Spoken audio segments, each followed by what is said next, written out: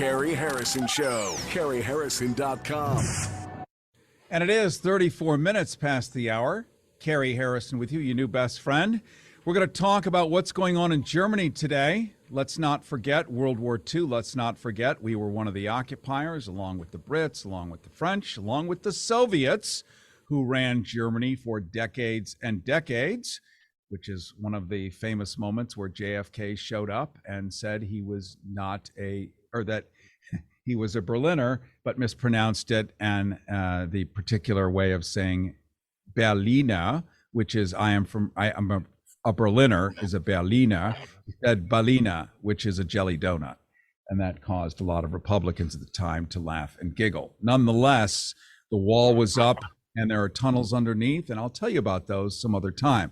But right now, let me introduce to you Jack Cohen-Joppa. I'm assuming it's Joppa or Joppa, but we're going to find out. Is it? You're nodding. So it's one of the two. Probably Joppa. Have you got my audio? I do have your audio. Okay. And he is, since 1980, with nuclearresistor.org. He and his wife, Felice, have edited and published 200 issues of the Nuclear Resistor, an international newsletter of peace prisoner support chronicling anti-nuclear and anti-war civil disobedience. In 2020, Jack and Felice received the International Nuclear Free Future Award in the category of education. And let's bring each other up to what is going on today in Germany. This is a first ever event right at the edge of a war zone with nuclear weapons involved. Welcome, Jack Cohen-Joppa. Thank you, Cary. Your audio is broken up, my friend. I think that's the issue.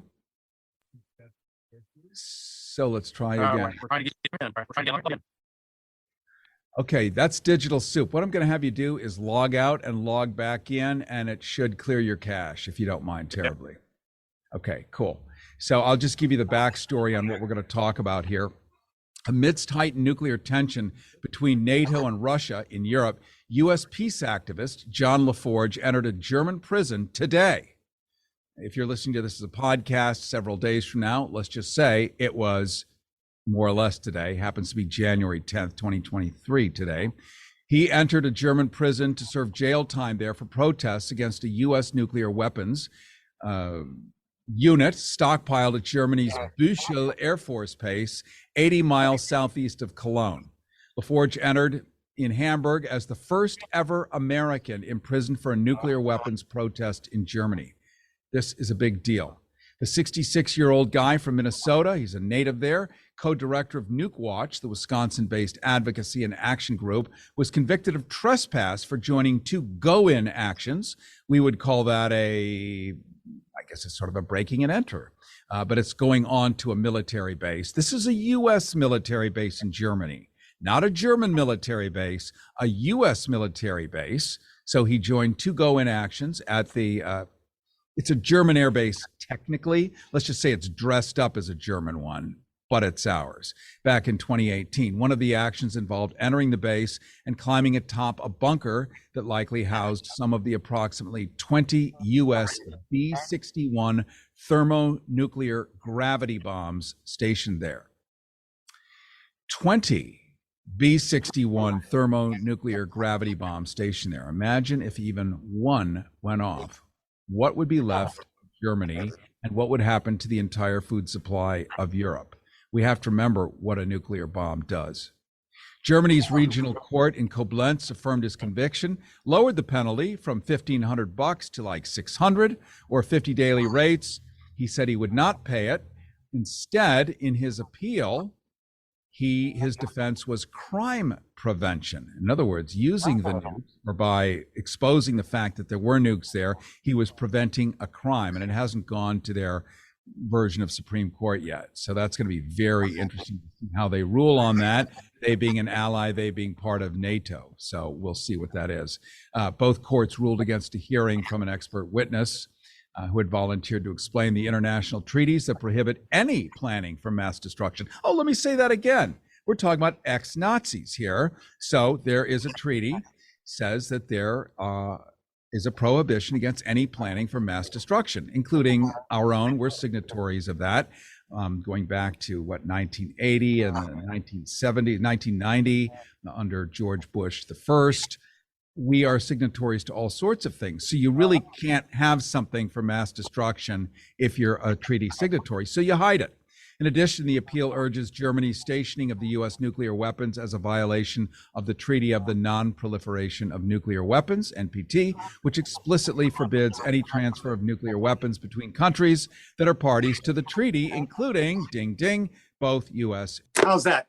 Oh my God, it's stereophonic. It's beautiful. Don't trust Apple every day. I think few of us trust it now, along with Facebook and Zuckerberg.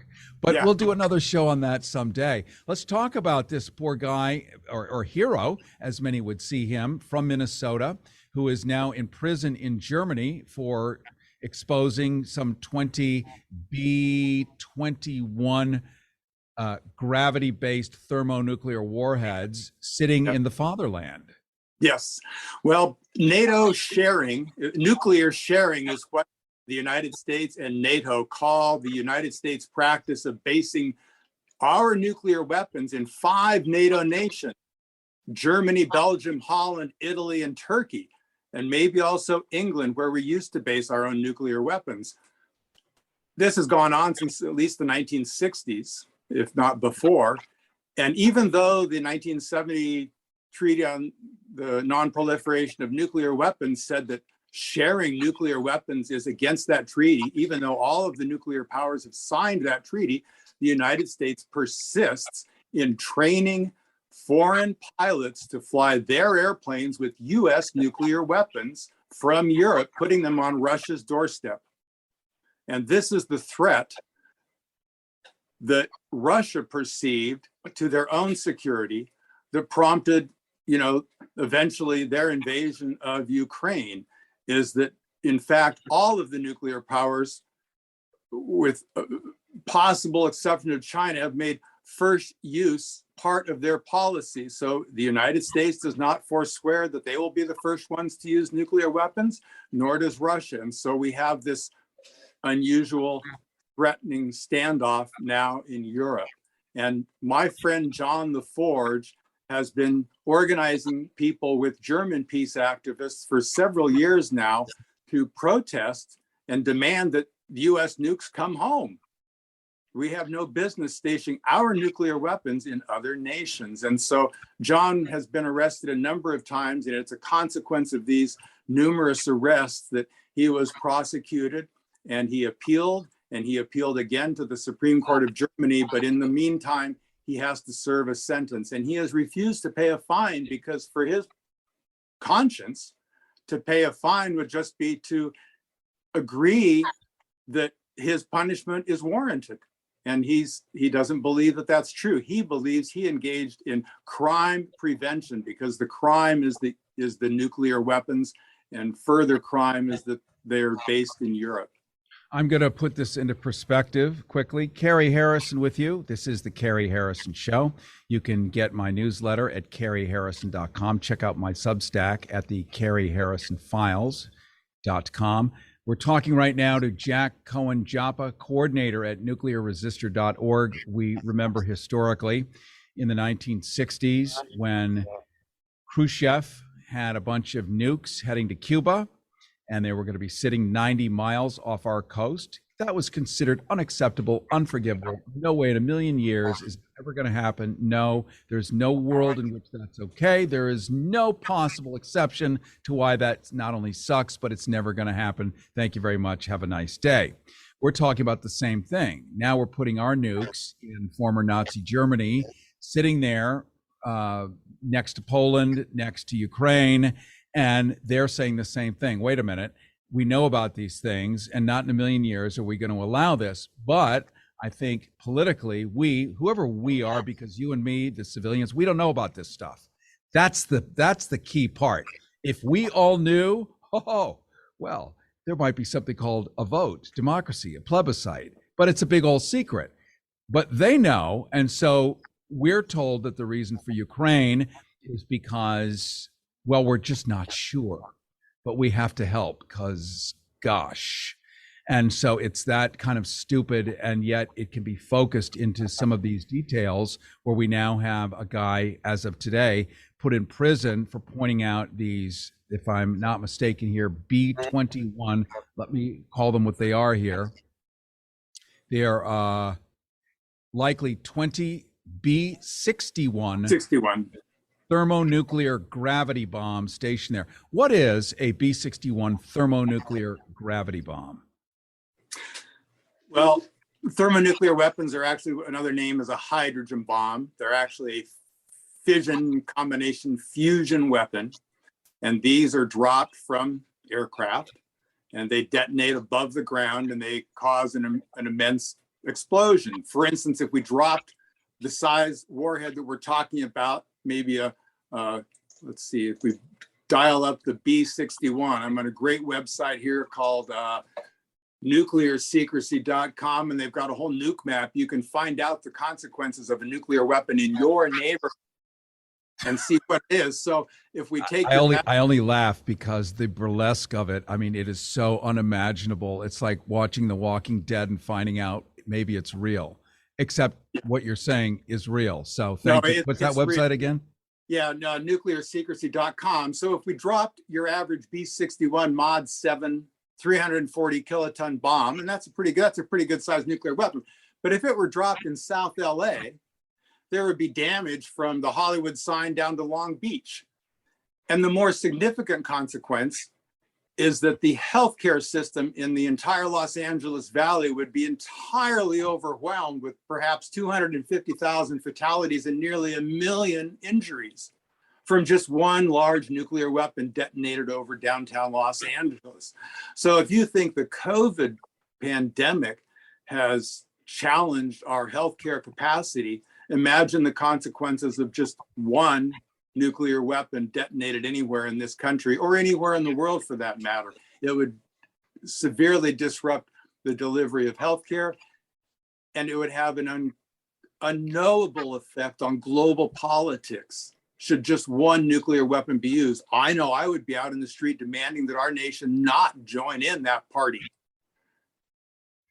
because that's also the end of the earth.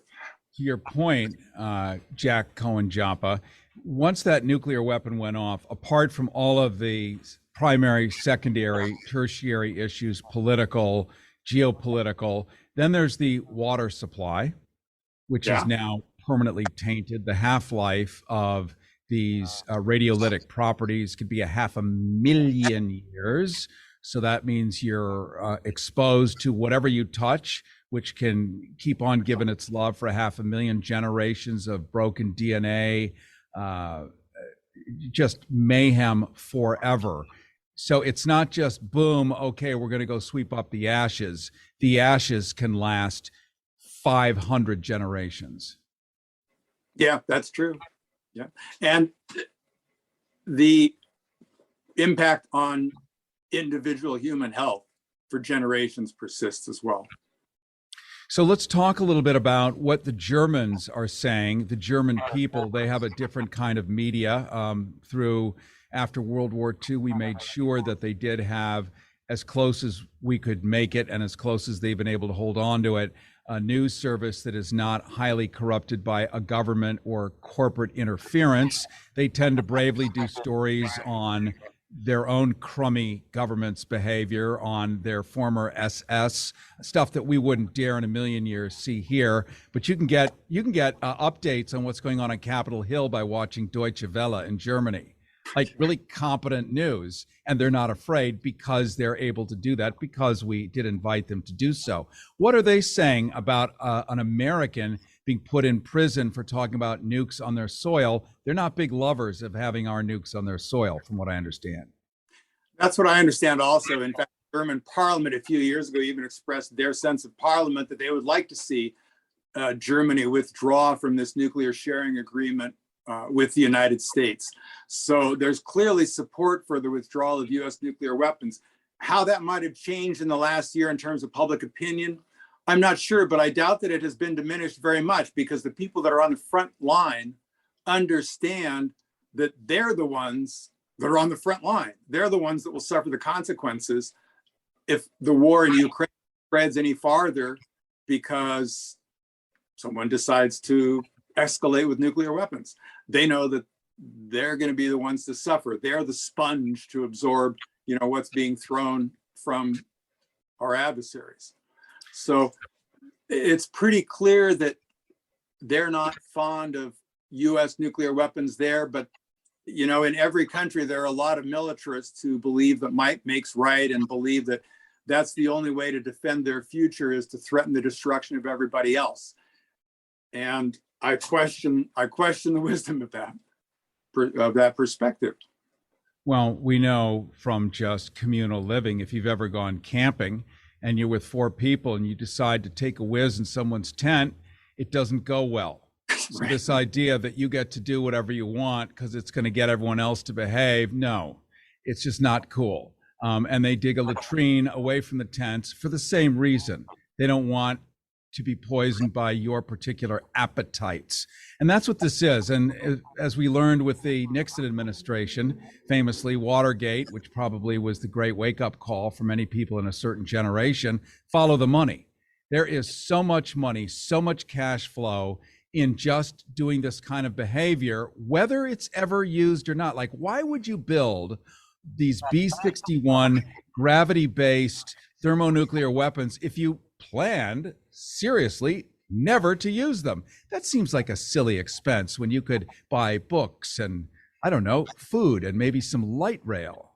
It's a great profit for those who make it, and it's a great, burnishing their credentials within that kind of an industry to say that, we produced a new nuclear weapon, we've got a new missile we're building just here in Tucson, a new nuclear missile at Raytheon. This is a profit-making enterprise. And certainly one of the better ways to approach the profit margin is to go after the banks that finance the nuclear weapons industry.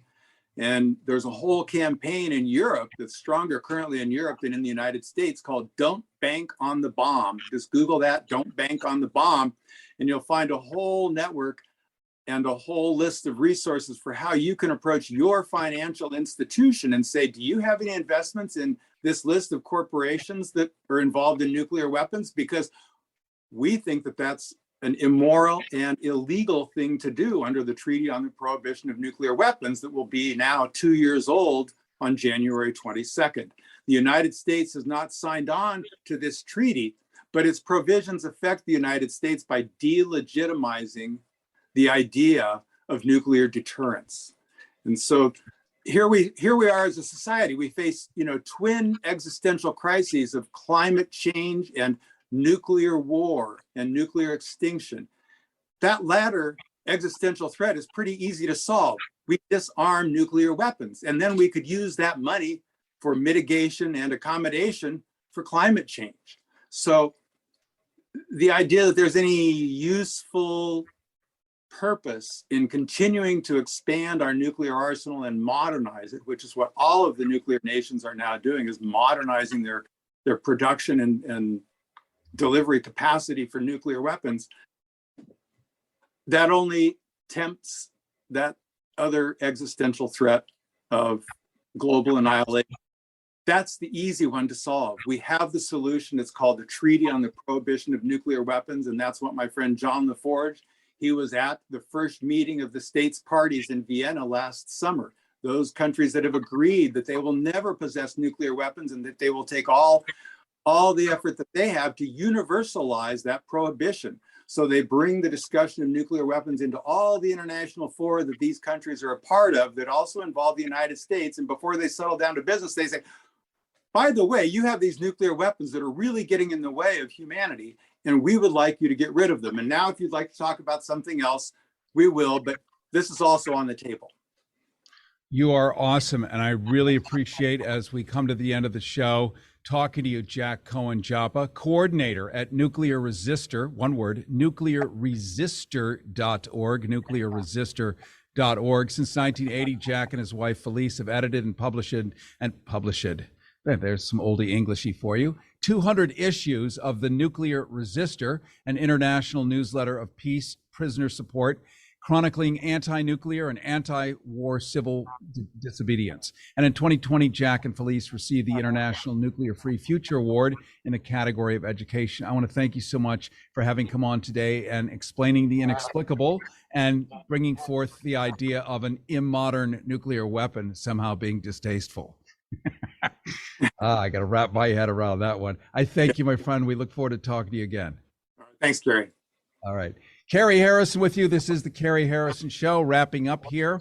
Want to invite you again to make sure that you get my free newsletter simply by going to caryharrison.com, CaryHarrison.com, or you can go to caryharrisonfiles.com, caryharrisonfiles.com, and you're going to see all kinds of news stories like this that you won't see in the mainstream press on purpose, conspicuously missing, absolutely spiked and removed. You're going to find all kinds of cool stuff, and I want to spend more time with you doing that as I do enjoying intimate time in the beginning as we did this hour. I will look forward to seeing you all next week. Please be safe, be smart, be sane, and try not to go to jail, even if you mean it. Smells like fish. Tastes like chocolate. The Cary Harrison Show.